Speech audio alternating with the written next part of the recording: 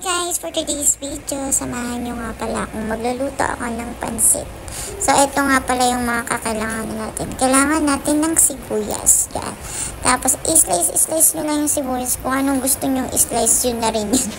Diba? Basta i-slice mo yun. Ito nga pala, dalawang sibuyas yung ginamit ko dito. Tapos, sinunod ko nga rin palang i-slice itong bawang. So, ang nagamit ko lang sa bawang dito is isa lang din.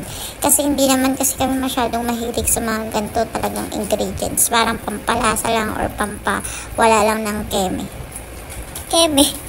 Tapos, ito nga pala, kikiam na lang din yung pinangsahog ko. Kasi hindi naman kasi talaga kami mahilig maggulay. Kaya, dagdag din sa rekado itong mga kikiam. Bali, dalawa nga pala yung kikiam dito. So, ang una ko palang step na ginawa is naglagay ako ng mantika. Pinainit ko muna siya. Tapos, sinunod ko yung sibuyas at saka yung bawang. Tapos, sinunod ko nga rin pala itong mga kikiam. Tapos, nilagyan ko nga rin pala siya ng mamasitas. Tapos, nilagyan ko rin siya ng paminta. Tapos, isang pitchel na tubig. Tapos, nilagyan ko siya ng toyo. Tapos, nilagyan ko nga rin pala siya ng magic sarap. Tapos, pinakuluan ko muna siya. Tapos, pag alam kong makulo na siya, nilagay ko na rin yung mga pansit. O, diba?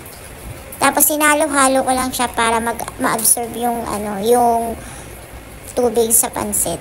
Tapos, ito na yung pinaka-final product niya. O, diba? Pansit na walang gulay. Sa mga hindi marunong kumain ng gulay dyan.